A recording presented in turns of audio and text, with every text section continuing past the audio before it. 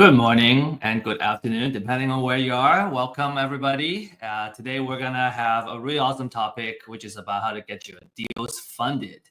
Now, before that, just a quick intro of our host organization. This event is brought to you by Real Estate IQ.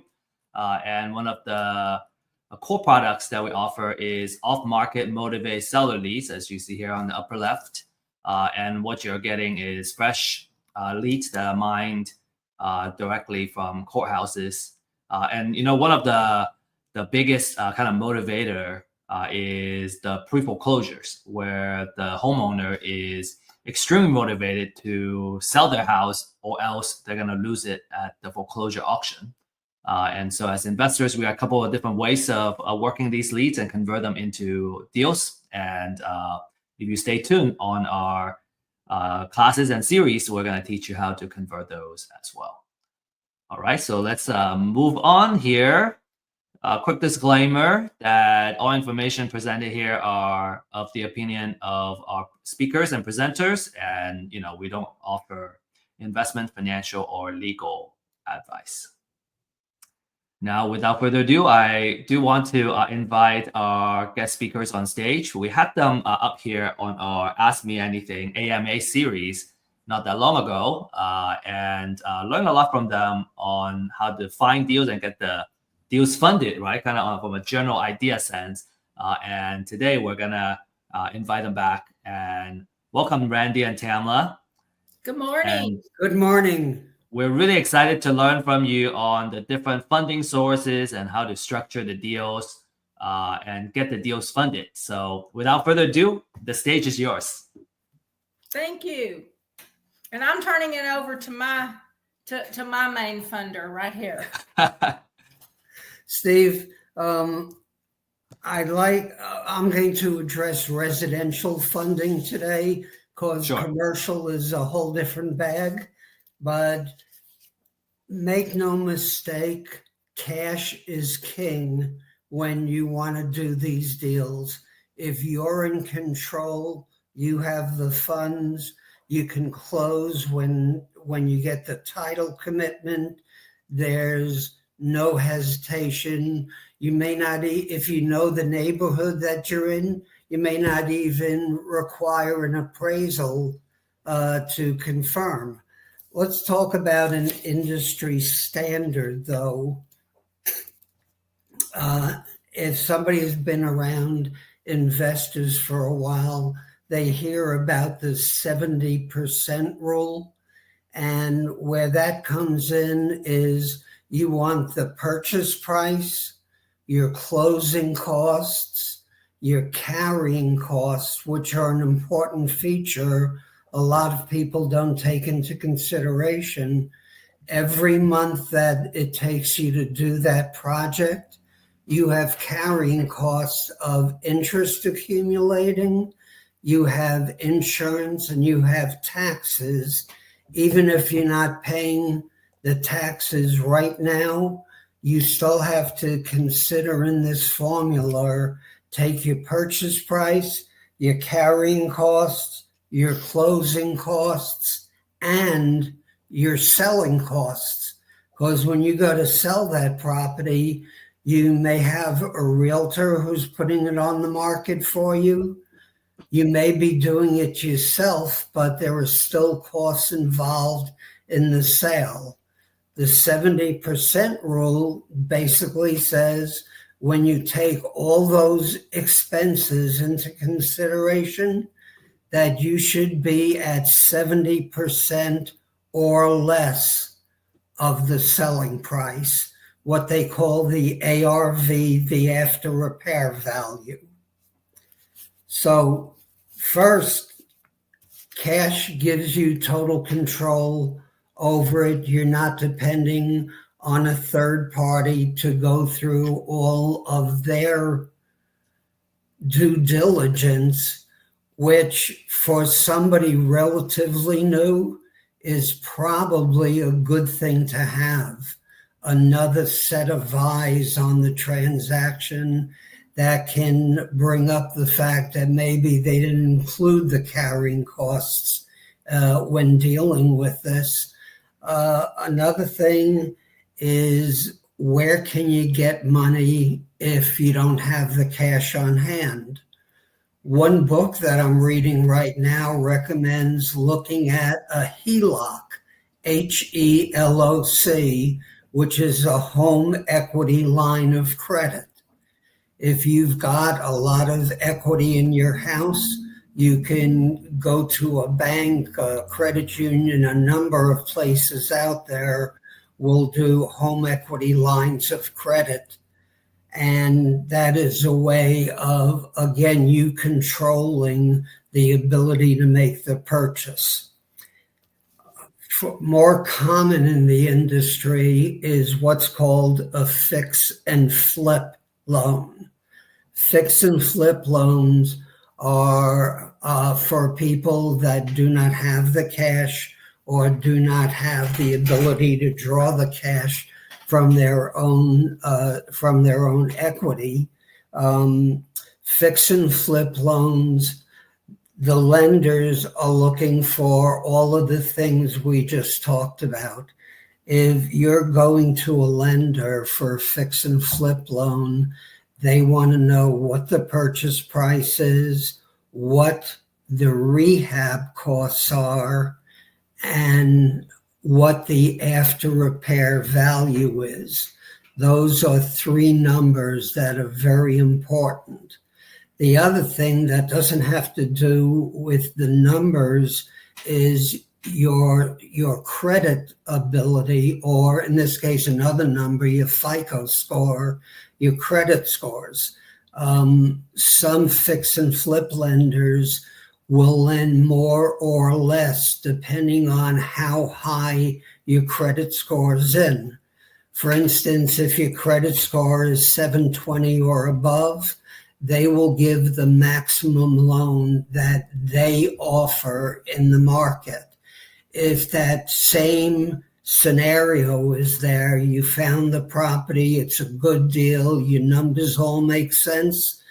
If your credit score is only 620 instead of 720, they might only do 70% or 60% of what your costs are. So keep in mind that those numbers are very important to the lender. It's what gives them comfort that if something goes wrong with the deal, and a lot of deals something will go wrong with. You get behind a wall and you find ancient wiring or plumbing that's got a leak that the seller wasn't even aware of.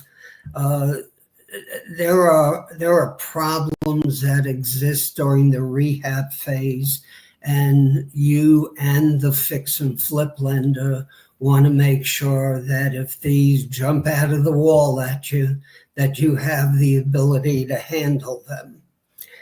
Another way, especially if you're relatively new at doing either flips or rentals, is to consider partnering with somebody who does have the experience. One, they may bring some of your financing requirements to the table, but two, and more importantly, is they might be able to help you avoid a serious mistake in the project, only because they've done multiple deals and they've probably had all of the problems that pop up happen to them. Insurance is something that's really critical in these deals also. And Tamela and I found out when Hurricane Ike hit, and we had a bunch of properties, rental properties in Galveston County, and 13 of them got hit with insurance claims because of the damage that was done during the hurricane. One of the things that would be very helpful, if you don't already have it, is to get a mortgage calculator, one that you can input the information of the amount of the loan that you're looking for, the number of years that you're looking for it, and the interest rate. When you're looking at those numbers, what is it going to cost you? And we'll just use a standard 30-year rental loan. Just because you get a loan for 30 years doesn't mean that you can't pay it off sooner, unless it's a private lender or a lender that has a prepayment penalty. Those are good to know, because a typical prepayment penalty, if you've got a rental loan for 30 years, is 5 years. If you pay it off during the first year, it's a 5% penalty. The second year, 4%, then 3, 2, and 1.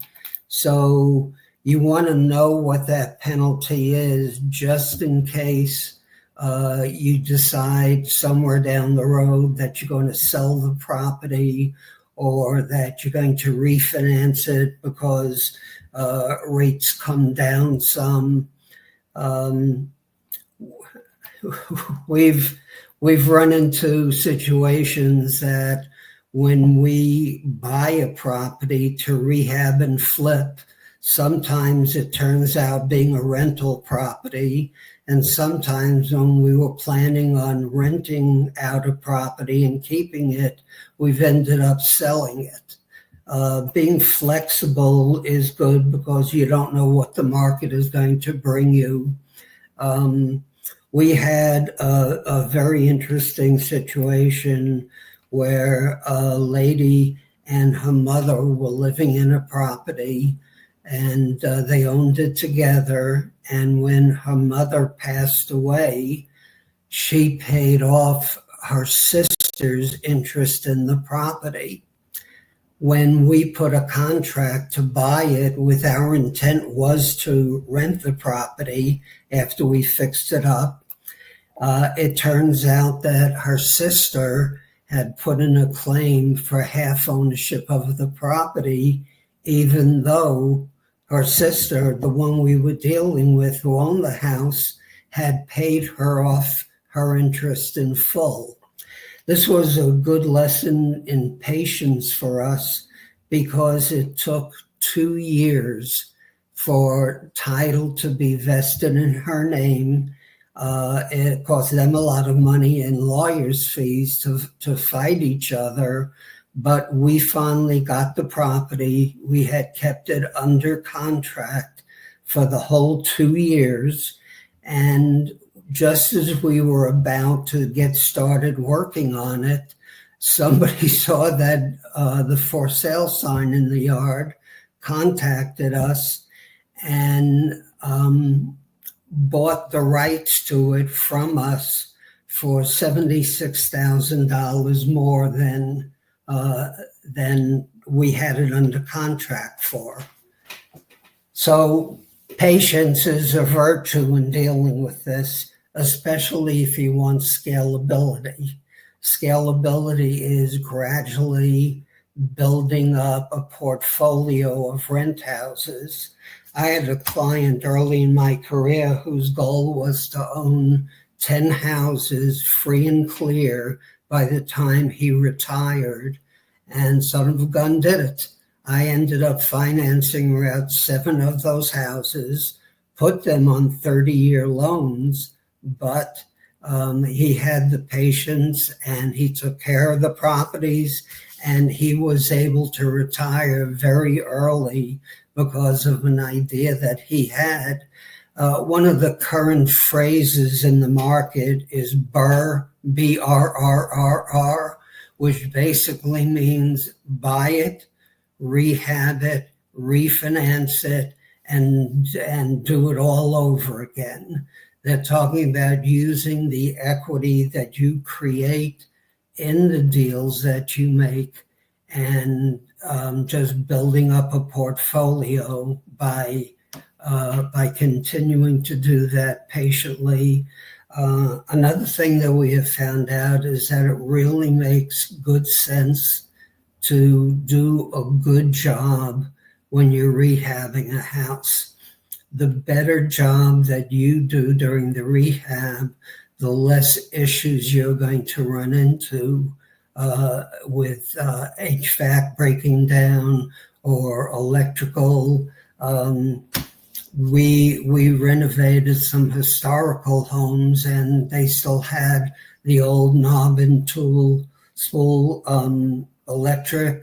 I would encourage that when you do a job, do a very good job, because that can save you lots of money, especially if you've got a tenant living in the house. And I'm going to chip in here. And when it comes to financing, my advice for anybody is to find you a good broker, mortgage broker, that you can rely upon to find your money for you. That's one step that you're not going to have to be on the lookout for. If you have a go-to person that you can depend upon, and you know that they're going to have the resources to find your financing, if the deal is doable, then I would highly recommend doing that. When you're in this business of doing fix and flips, fix and rentals, or just rentals, you have to create a partnership so that you're not having to do everything, because you'll find that you don't have time to do it all. And Randy and I work really well together. Not only are we husband and wife, but we're partners, and we each bring something to the table. My passion is real estate. It's finding the properties, it's transforming the properties. That's what I love. Randy brings to the table the ability to find money for me. And I say that because he actually finds money for me. It's not just a loan. I mean, sometimes he finds me partners. Other times he finds private lenders for me. Other times he goes to bigger companies or to banks. But he has all the avenues to find the money that I need to get a project done, if the project is doable. He's also the person that, when we work the numbers together, because I work my numbers and then he works his numbers. If the numbers don't work, he comes back and he tells me, if you've got a go-to person that can find you the money that you need, they're also going to help make sure that this deal works for you. Because Randy doesn't want to be finding lenders or finding money for me and the deal's not going to work. It makes no sense for him to do that. So it's always good that he's my second pair of eyes on everything. I do mostly fix and flips or fix and rents. I love buying the older homes or the homes that need repairs. So most of my loans are for fix and flip or fix and rent loans. So he's normally finding private lenders for me, partners for me, or mortgage companies that will only do the fix and flip loans. Now, once we complete those loans, if my intent is to take that into the rental market, then he finds the lender to give me a long-term loan. And there's many of them out there. The good thing that Randy does that I've noticed, not just for me, but for other clients that he works with, is he searches for the best rate, the best terms for that individual lender. That may not necessarily be the best rate, but for the whole program as a whole, he analyzes it all. He goes over it with the lender, and the decision is made which one is the best. And that's what you also want a mortgage broker or a money man for. You want someone that's looking out for you, for your long-term interest also. In doing this, for private lenders, each private lender has their own criteria. If you have someone that works with someone like private lenders all the time, they know the criteria and they know where to go with what you have. There's a simple application that I fill out every time. And from this, he knows where to take it. He knows where the lenders will lend. He knows what I'm going to have to bring to the table for them to lend me money so that we can get this done, how long it takes to get the project closed. It's the same thing once I put a property into long-term financing. It's a simple application. You list everything that the application is asking for, and then the person that you have gone to find you the money, they will find you the best deal, or they should be finding you the best deal. You do have to have money in the bank. Some lenders require you to have money in the bank 24 hours before you close. Not necessarily that you're going to need the money. They just want to see that you have some money in the bank. Some lenders require a specific credit score or FICO score. Sometimes it's 600, sometimes it's 640, 680, 720. Different lenders have different requirements. But when you fill out all of this and you get it, and once you get that under your belt, it's just a really easy process to go through. And the BRRRR process, it's just a streamlined deal. Once you go through this, it's very easy to do. You know how to go from A to B to C, very easy. And it's just a repeat over and over again. But for permanent financing, you will have to have funds in the bank that you can show that you do have some reserves in the bank. So it's very important that if you don't have money in the bank to show as reserves, that you have an avenue to get that money as reserves. Steve has an avenue for investors that are looking for funding for reserve to have in the bank for reserves as backups. And that is an avenue to go down. And that is one of the things that Steve will be talking about, if not in this section, later in one of the other sessions. But having those funds in the bank so that you can move forward with everything is also very important. This is also where a partner comes into play.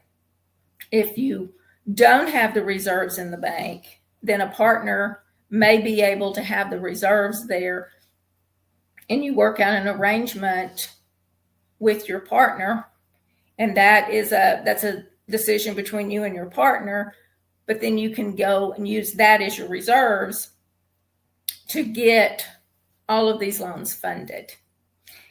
I hope that was understandable. One of the things that we're predominantly looking at with residential loans are the fix and flip, and different lenders offer different programs. We actually have a lender that offers 100% of the purchase price and 100% of the rehab. We've used them. They're a good source to use, but they have a requirement that after a while can be a problem. We've done multiple loans with this source, but the more money they lend out to us, the more money they require us to have in cash reserves. Now, at the beginning, it was fairly easy. Do a couple of deals, but when we got into having 5, 6 going, the amount of liquidity that they required got beyond what we were able to provide. So we ended up partnering with people that were able to take up that slack. Now, the other part, that's the short-term loan, the fix and flip. Normally, you'll get 6 months. If it's an extensive rehab, they might give you 9 months. But once the work is done, if you're keeping that as an owner to rent out, they have long-term permanent loans for 30 and sometimes even 40 years. What's interesting about this is they often use a jargon called DSCR, which stands for Debt Service Coverage Ratio.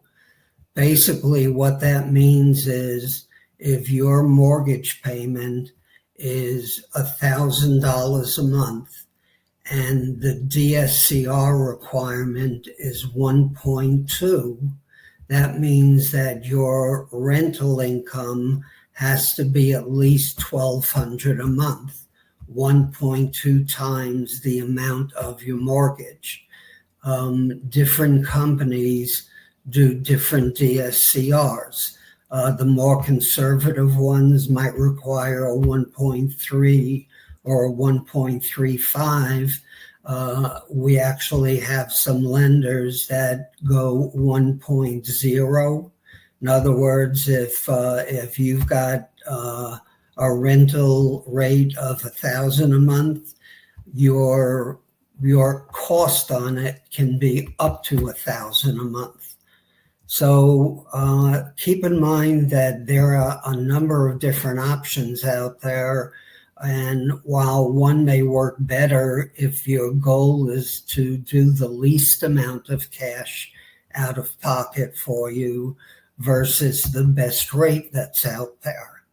So on the DSCR loans, while I mentioned one that we deal with that does 100% of both purchase and rehab, there are ones that require 10% of purchase, 100% of rehab.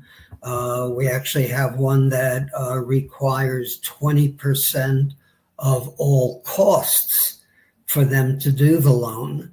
And the thing is, if you've got that, they might have a better rate than the company that's willing to do 90% of purchase and 100% of rehab.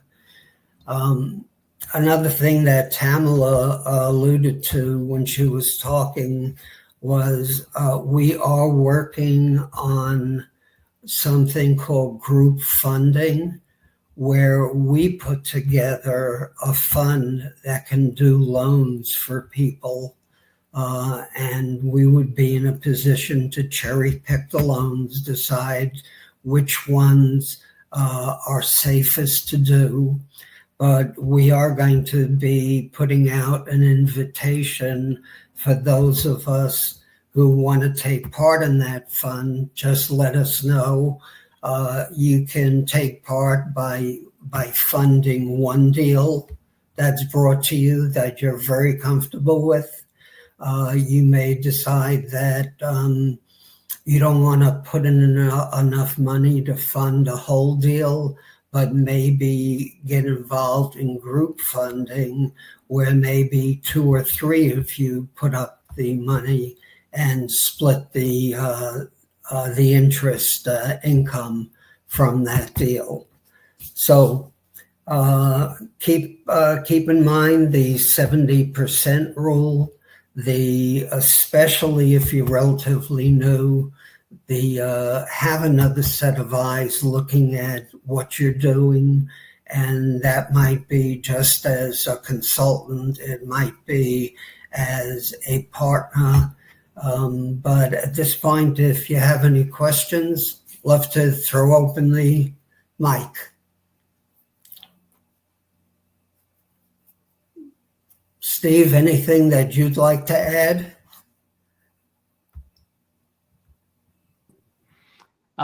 We got a couple of questions, Randy. I wanted to kind of bring up, and maybe, one thing. Why don't what I wanted to start with also this question. Where do you see kind of the biggest pain points? Being in the business for so long now, both of you combined with so many decades. Like, what is the biggest pain point for a real estate investor who are trying to acquire deals and get them funded? Kind of from that standpoint, what is the hardest part? The calculations. The new people that are becoming investors, the numbers, that's the hardest part, is the numbers. Once the numbers, I mean, and when you find something, find that mortgage person that you can work with. And that's another, probably the second step in the heart, is finding someone that you can work with, that will always be honest and truthful with you and tell you these don't work. These numbers do not work. But finding the team to make you successful, it's a difficult step. I've been doing this for many, many years and have had several people working with me. Some worked great, and they moved on and created their own team. And I'm very glad and happy that I was part of helping them to create that. Other people, it just didn't work out for whatever reason. But finding the people that you can work with is one of the hardest things to do. Another thing is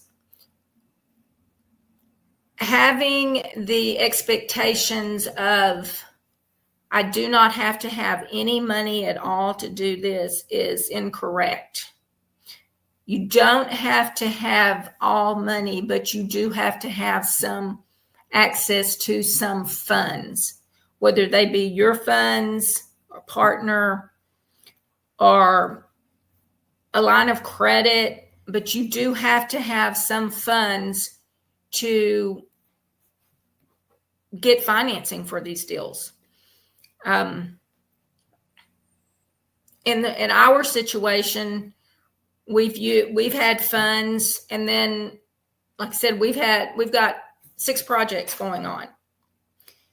At a point, we don't have the funds. We do not have enough funds to continue purchasing projects and rehabbing them and keeping them going. This is where we have to find a different avenue to make sure that we have the funds that are going to get these funded. Mm-hmm. So finding the team, starting to put together your team, is very, very important, and one of the first things that you should do.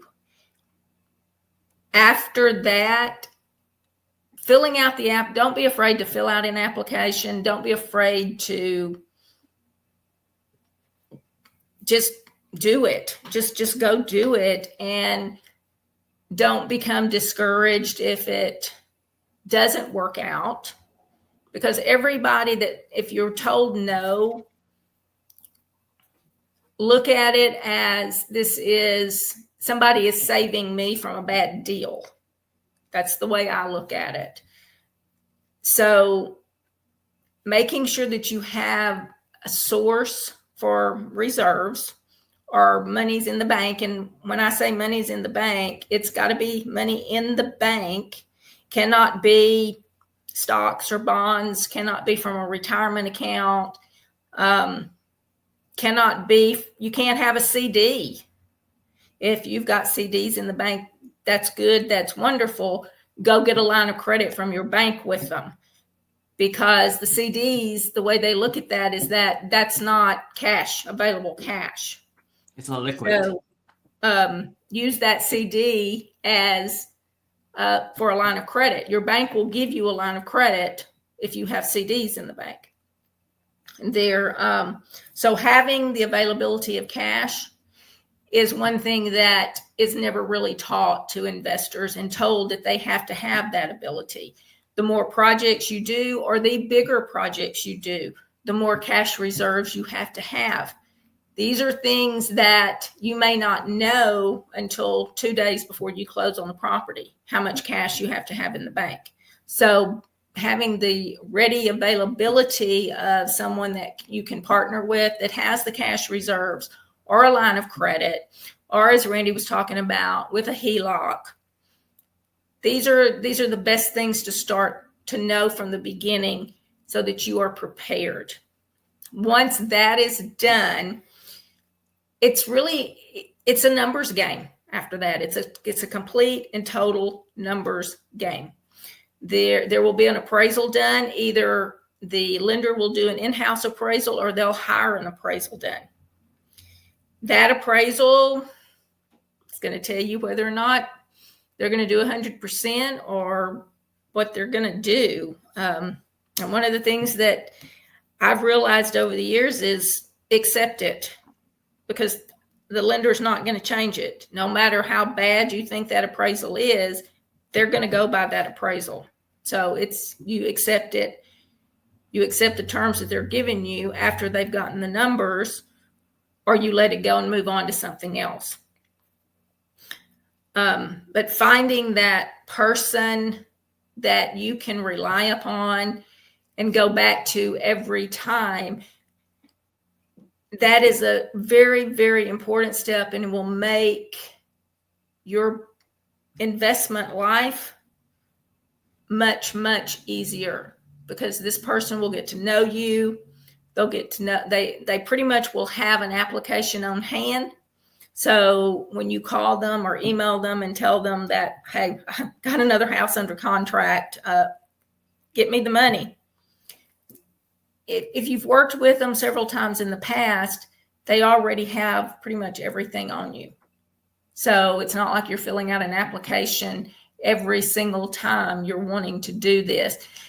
And you're going to have someone that has your best interest in mind. And I'm hoping that answered your question. And talking about putting a house under contract, you're going to need to have some reserve, some kind of initial funding to put down the earnest money as well, right? Correct. You have to have enough money to put down the earnest money and the option fee. Yeah, and that's what we see and what we recommend too, is if you don't have a lot of funds, maybe wholesaling is the way to get started, kind of build up some reserve. And then obviously you want to kind of upgrade to flipping and, over time holding properties, because that's the path for building wealth. It is. But you do have to have money. You will. And the amount of earnest money that you put up, it's flexible. It depends upon the what you're paying for the house. I mean, there's no really general rules out there, but the more expensive the house is, the more earnest money you're going to have to put up in most cases. The option fee, same thing. It's also going to be dependent upon where you find the house, who brought you the house, or how you found the house. But you're going to have some cash to start this project. If you are low on cash, then wholesaling is a great way to get into this. You may find something that you don't want to wholesale out, you want to keep. I'll put it under contract and go find several other deals that you can wholesale out, and then you should be getting your cash reserves. And that's one way of doing it. Yeah, another way would be to find a partner who can help fund it. Yes. And I want to make a comment on the liquidity side. I still remember one of the first advice, Tamela, that you gave me when we got the deal in March, and we got some private lending for that deal. And I was like, oh, maybe we don't need that much money. Are we taking out too big of a loan and paying too much interest? And then you said to me, I still remember vividly, it never hurts to have more money than you need. It never hurts to have more liquidity. And lo and behold, we need it. Mm-hmm. We actually needed more than that. Because turned out we were short. you never know, like Randy said, you never know what you're going to be running into when you do a rehab. Always expect surprises. Always. So it's always better to have more because you have a cushion there and you're just more comfortable. You're not under nearly as much stress, and it's just good. You don't have to spend the money. You don't have to use it, but it's nice to have it there just in case you do run into some problems and some issues, which we ran into on the SMART project. Quite a few. Yeah. I mean, when you're going back to looking at the properties, when you're looking at a property that someone is living in, you're not going to see everything because you cannot move furniture around. You cannot, you can't open up a wall while someone's living there to see let's see what that plumbing back there looks like, or let's see what that electrical looks like. You can't do that. And the homeowners, they don't normally know what's back there. They don't know that there's a problem. They can tell you, the shower head leaks, but they don't know why the shower head is leaking. It may be something simple. It may not be something simple, but you won't know that until you tear into it and find out what's going on. And here's something to think about, and here's something that, talking about the MART project, that we ran into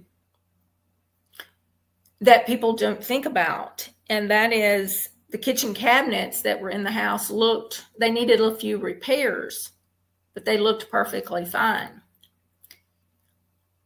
When we really got in there and started doing what we needed to do, we are putting granite on the counter as the countertops.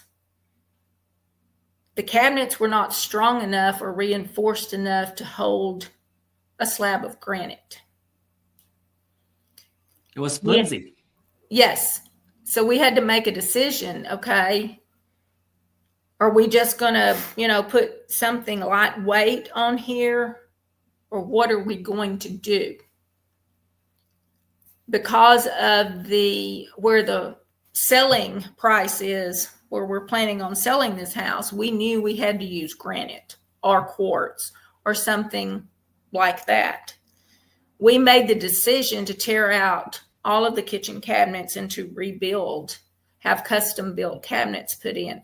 This cost us more money than because we had estimated repairing the cabinets and putting countertop on them. So there's always this surprise, and it may not necessarily be the kitchen cabinets.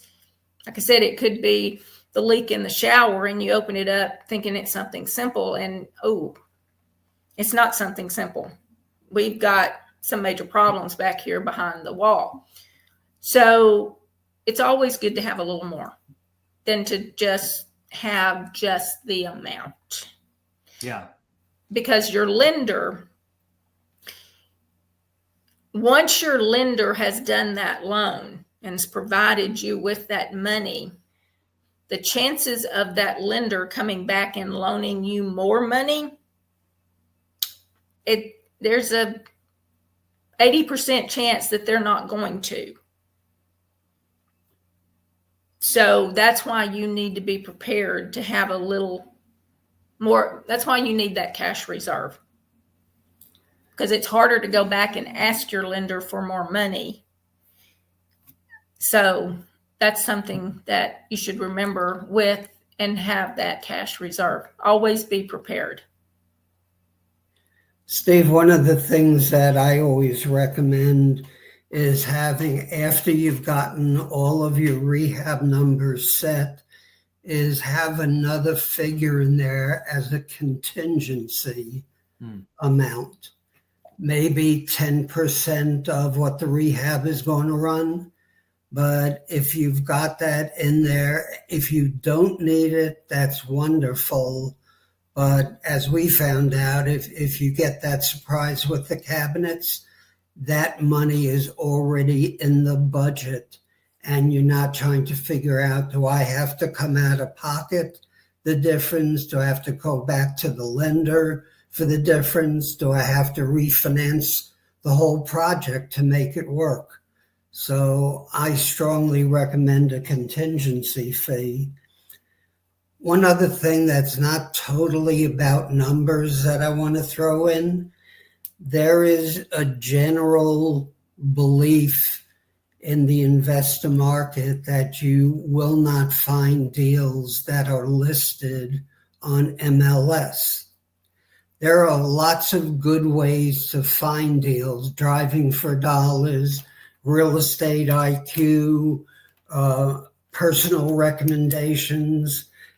We had what we called a bird dog when we were living in Galveston, and this woman was not only good because she grew up there and knew almost everybody, but she had no hesitancy at all. She stopped her car when she saw somebody walking into their house and said, "Do you have any interest in buying and selling this house?" And it was very interesting because we ended up not only getting that house, but that person's spouse, not spouse, their girlfriend's house, when the two of them were moving to Ohio. So I caution against the belief that you cannot find good deals that are listed by a realtor because they're going to be retail. One of the benefits that Tamela and I have in working together is she can research what has happened on that house. She'll go back and tell me three owners ago who owned it, how long they had it, what they paid for it, and having the ability to look at the numbers on that house, even though they're listed by a realtor, that may be a very good deal there. I wouldn't throw those out because it's like this person we're working with now is finding us multiple deals to look at. And as we do more with her, she's getting better and better at knowing what we do and how we do it. And so I would encourage developing relationships with realtors and having them understand what it is that you're looking for. And another property that Steve and I have purchased was found by a real estate agent. You find someone that you can work with, part of your team. It will take a while. They're not going to immediately know what you're looking for and what it is that you do. They may not totally and completely understand that in the beginning, but the more you work with them, the more they know. Steve and I purchased a property last month. I think it was last month, wasn't it? The one in the Main Street property. Oh, it's April. Okay. Was it that long ago? April, maybe? Yeah. Just looking at the numbers. Anyway, a real estate agent brought this property to me. She listed the property that morning. At 8 o'clock that morning, it was on MLS. At 8:15, she called me and she said, "I've got a property that you're going to want." At 10 o'clock, I was looking at it. And by 12 o'clock that day, that property was under contract. She knew exactly what type of property I was looking for. She knew how I calculated my numbers. She knew what I was looking for. This was exactly what I was looking for. She called me because she knew she had a sale and she wouldn't be keeping that property on the market for a long period of time. Those are the type of partnerships every investor should be wanting and looking for. This same realtor has brought me 3 other properties.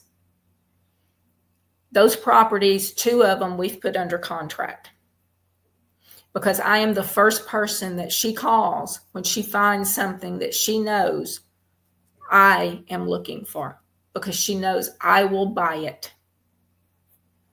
So, by the way, it was mid-May, Tamela, so you're okay, right. mid-May. Yeah. So what what I'm saying is that there's a lot of avenues to find properties, but building that team, like with a real estate agent, with a mortgage broker, someone that can find you the money, with someone that can locate properties that, is, I call them a bird dog. Other people call them a property finder. The lady that I worked with, she liked being called the bird dog. She enjoyed being called that. She found lots of properties for me. Put your team together and work with them. Let them know what you're looking for, and you will have properties. I've been doing this for many, many, many years. Today is Thursday. I started looking at houses on Monday, and I don't look at every house that is brought to me anymore because I do my research before I do, but I've already looked at 5 properties this week. I've already made offers on 2 of those properties this week. All of those properties, with the exception of 1, was brought to me by somebody else. So I'm not out there actively having to find these deals now, because I've put my team together that finds these deals for me. My son and my daughter-in-law are wanting to get into this business, which I am encouraging them to do. And it never fails. Every time we put something under contract or we close on something, I have the very same question asked to me by my son and daughter-in-law, and that is, how did you find this deal? How did you find this property? Somebody brought it to me. That doesn't happen overnight. That happens from years of working with people and them knowing what it is. But something came to mind with all this talk about doing a partnership. One of the things we were taught early on in our getting involved on the investment side was, don't fall in love with any property. And a real good example, Steve, is one that that we found a property in Fairfield and we thought it could be a good deal. You went and looked at it and you didn't feel as strongly. We dropped it. When you're working as a team, each person's opinion is important, and we were glad. We were glad to adhere to your choice of let's not do that one because we do work together well, and so I recommend when you find a property, and that first one is always one that a new investor is raring to get into. They want to be an investor. They've got the money to get it started. Don't fall in love with the property. If the numbers don't work out, drop it and move on to the next one. There will always be a next one to look at.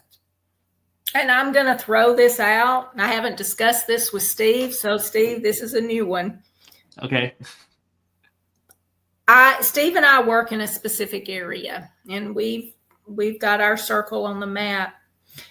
If there's anybody out there that would like for us to work with them, to partner with them on a deal, to use our expertise, we will be happy to do that. And I'm speaking for Steve here too. But we would be happy to discuss this with you. Like I said, we work in a specific area. I don't travel all over the state of Texas anymore. Used to. I don't anymore. I like to keep my properties now, my projects now closer to home.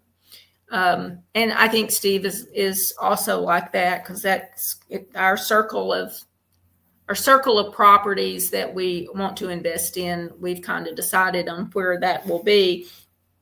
And it kind of includes me and him.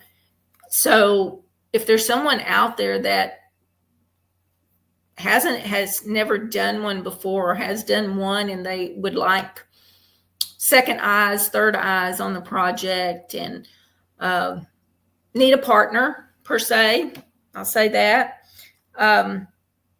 we would be happy to look at the deal with you, give you our opinions, help you any way we can. We would partner with you on that. And like I said, I'm speaking for both Steve and I. So I guess, Steve, if you're not interested in that, you might better chime in and say, no, we're not going to do it. So. I was going to add another angle where, because we have our habits of running a business, that I think if you're new, it would be good to adopt that habit, because otherwise it can be kind of chaotic. An example that comes to mind is just kind of like being able to look at your cash flow and understand when you're going to need certain amount of funds. Do you have enough funds, or how long is that going to last you?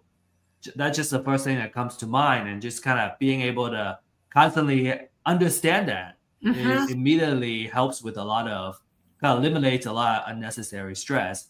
And then on your side, Tamela, just kind of knowing someone who knows how the project is done and the process of it, and I can sleep a lot easier, because otherwise I don't know how to fix plumbing. I don't know how to fix the cabinet problem. Like, the decision of building new cabinets, it's not an easy decision for me if I would just kind of look at it from a newbie investor standpoint. So true. So I really appreciate having partners that you can trust, that you can rely on. And I think that's just so much easier to get some deals done. It is. It's very much easier. And I know, and just a little bit about the way you and I work. I will text you everything that's going on with the properties, and I can tell by the text that you send back to me that you are like, oh my gosh, I could have never done this. I mean, yes. I can read that in your text, and it's knowing that what you're taking care of, I no longer have to do that it's wonderful, because you're doing the part that I'm not good at, and I'm doing the part that you're not good at. And that's where partnerships work. That's where groups, when you put your team together, knowing that you have someone that can do what you cannot do or you don't want to do, it makes everything work. Yeah, absolutely. And just having another set of eyes, another, the experience that you can tap into, I really appreciate that myself. And that's why we want to bring it to our community too, is just kind of bring the experience that you can leverage. Maybe it's, who knows, it's different skills. It could be different experience. It could be funding and all that, kind of put it all together. Steve, I want to throw in one last thing. What most of the real estate gurus out there tell you not to do is swing a hammer. Your time is far more valuable in finding and vetting deals than it is to go in there and repair a wall or install flooring. That you're overpaying for that by doing it yourself. I agree. I do maybe add a little bit of a flavor here is I do find sometimes if I have to rely on someone, I don't know how to do the work, and I have to pay the person, right? A partner is different because we know we're on the same side. If I'm paying someone, I may feel, there are times I feel, well, is this person BSing me and, just overcharging me because I don't know what I'm doing. So there are times where I selectively kind of learn how it's done, just kind of observe how it's done, just to learn. But it's again to the point of I don't get BS, right? I can call out BS, and I learn how to do it, but not to do it for live. I just learn how it's done, once, and then I can call bullshit. Oh, Yes. Maybe we shouldn't say that on air, but I said it. Yes, I agree. But I'm a little different than Randy there. I don't do a lot of I don't get involved in the actual swinging the hammer of a lot of the projects, but there are times when, yes, I will paint or I will clean, I make a make ready, simply because I have the time, and it's just really good therapy, quite honestly, at times. So it's not a total, definite don't do that. Everybody knows themselves, and they know what they can do and what they can't do and what they're good at. I mean, if you're an investor that knows how to build cabinets, then I would highly recommend you go in and build the cabinets for the property if that's what you want to do. So if it what if it brings you joy? That's right. And like knowing that you don't have to do it, but you're choosing to do it, and you're not, doing it but you hate it, perhaps. Anyway, we can debate a lot on that, but I think we're also on the similar page. Too. So guys, our time is up. We have more questions for today, but because I have a hard stop, we're going to end here. We're going to save some of these questions for next week, and we can probably address those first before we kind of dive into the next class. Before we talk about next class, just want to encourage you, if you got a deal, you want some second eyes to submit it to, you can email that to me, and I can either look at it for you. I can forward to Tamela or some other coaches we have on our team to take a look, just kind of give you some advice on the offer, right? How, what's the potential exit strategy and all that. We have helped that. We have helped a couple of our audience look at some of these deals. And actually, I was asking Tamela last week on that particular deal. All right, so next week we have our second class in the series, which is about funding your business. So structuring what we call the capital stack, right? So basically the different types of sources of capital that you can use to build your business. And it takes time to build that up. And so, there are times where you just got to build up your business credit, your personal credit, and all that. So it's good to get that started now. And feel free to scan this QR code and register for the event now. Thank you, Tamela and Randy. And we're going to thank you again next week to come back and share the other side, which is funding your business with us. Have a wonderful 4th, everyone. Appreciate it. Yeah. Have a wonderful July 4th, everybody. Enjoy. Bye. Thank you.